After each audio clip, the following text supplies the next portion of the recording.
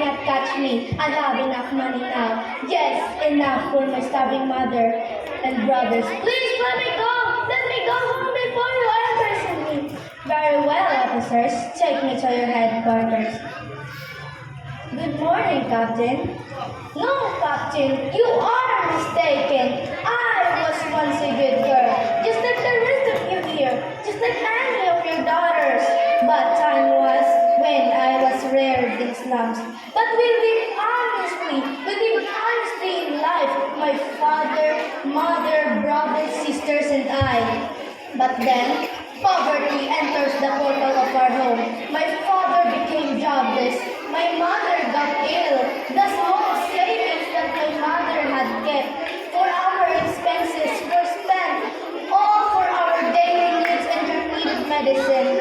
One night, my father went out and asked that he would come back in a few minutes with plenty of foods and money. But that was the last time I saw him. He went with another woman. If only I could lay my hands on his neck, I would bring it without pain until he breathes no more. If you were in my place, you'll do it, won't you, Captain? What? You all still believe in me? Come, and I will show you a dilapidating shanty by a railroad.